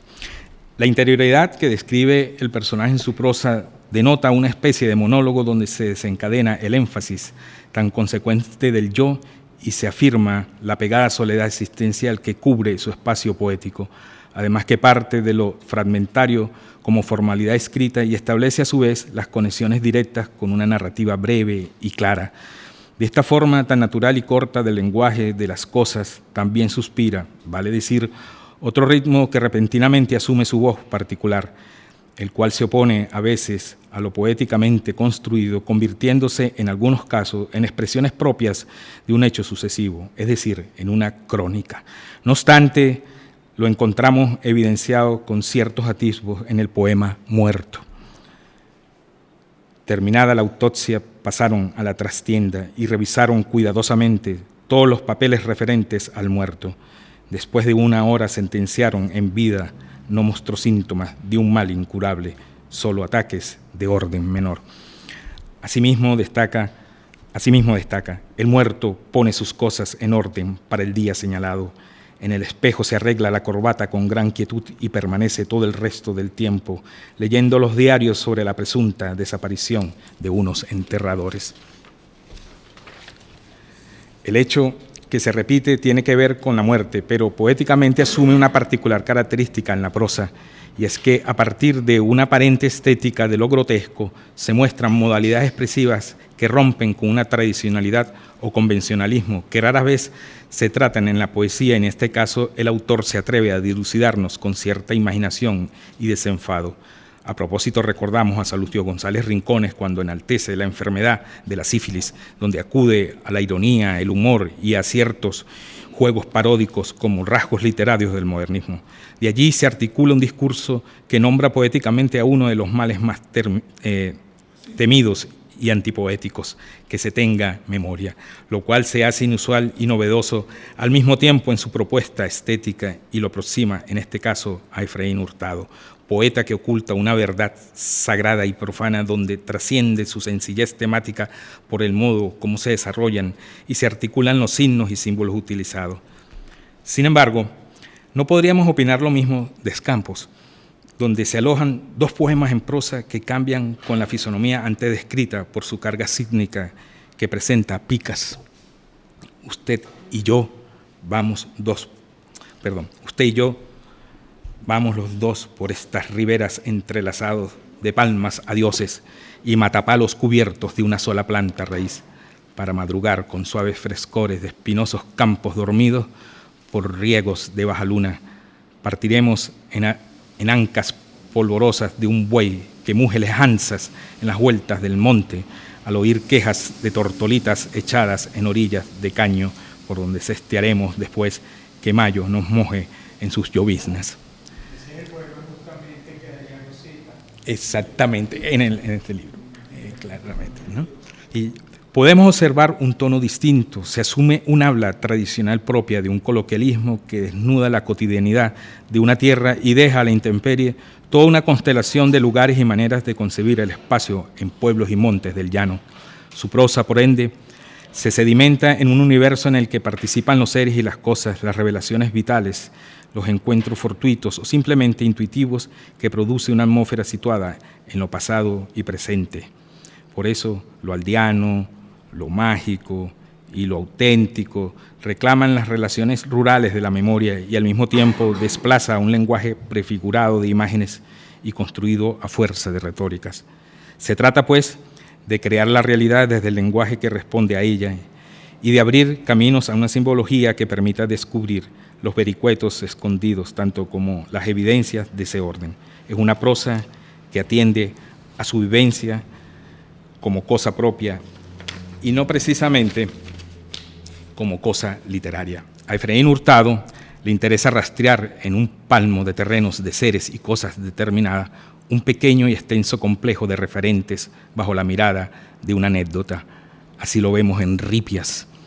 Y puede seguir sin necesidad de estar conversando con ese sombrero que ya tiene la cinta desprendida y convertida en pedazo de hilacho de tanto dar revuelta y vuelta sin decirte nunca a mirarle la cara a esa gente. Uno de los rasgos de su prosa nace de esa palabra que contiene sensaciones e invitaciones, lo cual construye el deseo por querer nombrar un lenguaje del cuerpo en su escenario donde se textualiza el tiempo. Signa la presencia de una expresión vital, sonora y pictórica del paisajismo en que se encuentra su poética. Es un acto de conocimiento e imaginación, lo cual se convierte en la experiencia telúrica que atiende a los entredichos de una sintaxis como formalizada y que tiene su respiración en la fonética del ritmo ancestral del llano. Tú hacías alusión sí. De acuerdo a estas consideraciones, la prosa en la poesía de Efraín Hurtado guarda en sí misma una musicalidad propia de ese género, donde lo raro y lo popular pretenden ser una necesidad expresiva de líneas llanas ligadas a cierta oralidad que contrasta con formas escritas clásicas. Su prosa es una búsqueda académica, no es una búsqueda académica ni meramente estética, mas sí una propuesta recordatoria del ensueño y de los sobresaltos de la conciencia. Con eso termino. Sí, quiero hacer una consideración final de lo comentado por ustedes, que además muy rico cuando Reise me decía, entonces, yo dije, no, eso es un testimonial muy rico que ustedes tienen allí. Sí. Hay autores que lo invitan a uno a conocer a otros. Y en el caso de Efraín, ¿no?, a expensas quizás de otras vivencias o experiencias, Efraín Hurtado me invitó a leer y a conocer gran parte de la obra de Armas Alfonso. Sí, sí. Y además, porque eso coincidió, Daisy. Sí, increíblemente, ¿no? Y además, porque en ese momento, recuerdo que yo estaba culminando la tesis de antropología y estaba en el proyecto Espíritu. Y estaba en todo el escenario geográfico, poético, de todo lo que significó lo que escribía, pues, Armas Alfonso. Sí, sí. Y yo estando, pues, en tantos caseríos, recuerdo, durante casi 3 años y pico, metido en la comunidad indígena de Espíritu y todos sus caseríos. Sí, sí, sin duda. Entonces, ¿a quién veía yo ahí? A Efraín Hurtado, me vi a mí mismo, te vi bastante a ti. Y de ahí también surge uno de mis libros, ¿no? Que esos libros tienen que ver un poco con el legado que me dejó Efraín, entre otros. Te nombro también a ti, e inclusive a Armas Alfonso, como es Resguardos, ¿no? Y bueno, sí, bueno, dejo eso hasta allí y bueno, gracias por la atención.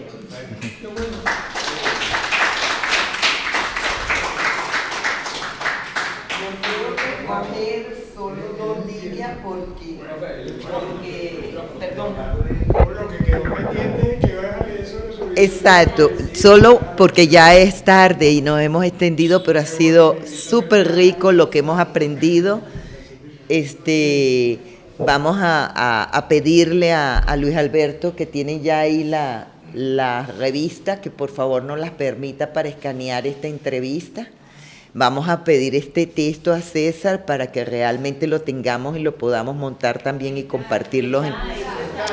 Este está, y el tuyo no. Está otro tuyo de Efraín, pero no está este. Está también este. Gracias, mi amor. Entonces, porque ahí hay mucha colaboración de Efraín, mucha entrevista realizada en París.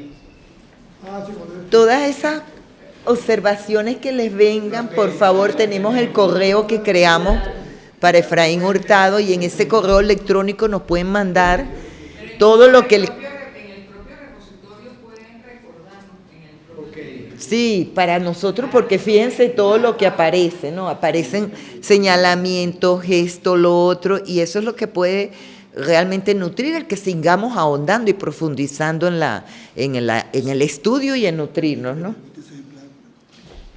¿Aquí es donde está la entrevista? Bueno, yo como decía, no quiero alargarme, hay unas ideas tan buenas de Efraín, o sea, oigámoslo a él entrevistado un año antes de su muerte por Ramón Ordá en esta revista que les decía, hasta esta entrevista, en donde los temas que ha tocado, sobre todo Gonzalo, que se detuvo en la cuestión de, bueno, no todos, lo uno y lo múltiple, o sea, ¿cuántos Efraín tenemos? Pero en esta revista, la mayor parte es la discusión sobre cuál es el papel de la universidad, qué está haciendo la universidad, qué científicos está formando, qué pedagogía está dando, y después cuál es el papel de la antropología. Y es un debate que se da a partir de una discusión con unas cartas con Alfredo Chacón en Uno y Múltiple. Cuando recientemente oímos a Alfredo Chacón, que lo pueden conseguir en YouTube, en una hermosísima entrevista que le hace una de sus hijas, y vemos a Alfredo Chacón diciendo, es que en este tiempo ya de tan largo de vida me he reencontrado con que me gusta este color, con que me gusta mi curiepe, con que me gusta mi tradición. En aquel momento era por el contrario. Enfrentaba a Alfredo a que estas tradiciones y que estas formas de culturas que estaban allí como relictos, que eran los indígenas, que eran los negros, que eran esto, bueno, que había un proceso de modernización ineluctable y que bueno, y que íbamos a eso y que eso era la modernidad. Pues ese debate es el que hace a Efraín afincarse más, elaborar más y producir reflexiones más contundentes y críticas, ¿no?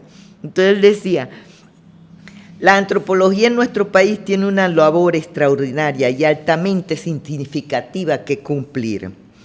El proceso de colonialismo y neocolonialismo que tantas crisis, pérdidas, bloqueos, síndromes y despersonalizaciones ha generado en nuestro país a través de nuestros intelectuales, de nuestros estudiantes, de hombres y mujeres en general.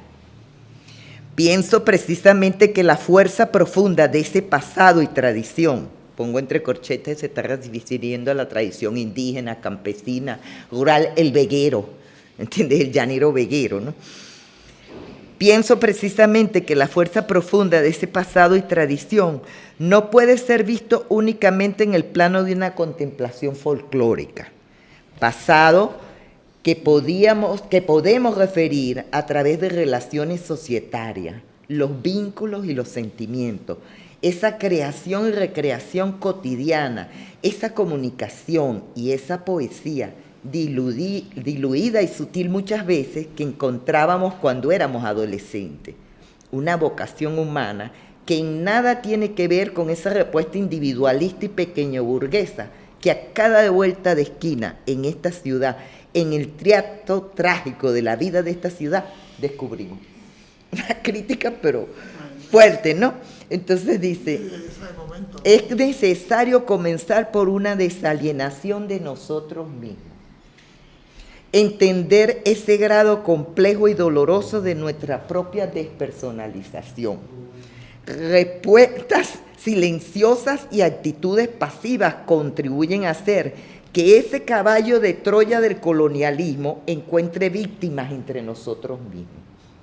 Es necesario rechazar la idea que comenzar a disentir, discurrir, opinar, cuestionar, polemizar pareciera una tarea única de determinadas personas.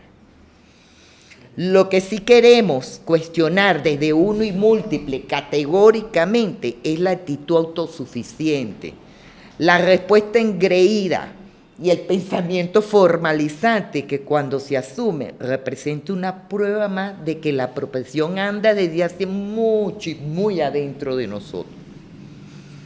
De la poesía que trabajo y pienso, creo que se entronca y refiere esa posibilidad de comunicación, nominación y en sentido un poco telúrico, conexión necesaria con la naturaleza y la tierra. La poesía que yo señalo viene de otros almácigos, de la posibilidad de referir una memoria colectiva presente en nuestros países, formas de decir, simbolizaciones, sentimientos, escrituras gestuales, el mundo telúrico y toda la gran fuerza de la naturaleza. La cuestión del sentimiento, amistad y comunicación de nuestra gente. Hay todo un surtidor de la memoria, toda una vivencia. Es el tipo de poesía que a mí personalmente me interesa. También mi referencia, mi búsqueda tiene que ver un poco con esa vivencia antropológica. Como tú comenzaste, ¿ves? Diciendo que en Efraín es imposible ver la poesía sin la sensibilidad antropológica que tiene. Por eso es tan singular y tan única. ¿No, Gonzalo? Creo que la antropología, no sé, es único dentro de nuestros poetas venezolanos del 20 hasta lo que va del 21, es único en cuanto a eso. O sea, ese captar la vida cotidiana en redes maestras, ese captar esa naturaleza, pero que no es la naturaleza del paisaje, sino que es el pájaro, que es esto, que es lo otro. A mí me parece que es único, ¿no? Muy bueno, excelente eso que tú hablas. Ese es Efraín, no yo. Excelente, Efraín. Eso está citado, eso está, no se lo pierdan, compañeros, para que lo comentemos y lo disfrutemos, que está en Ancas. Y esto lo vamos a imprimir, a escanear. Claro. Pero tú tienes mi libro de los evangélicos. Allá va a tener hijo más.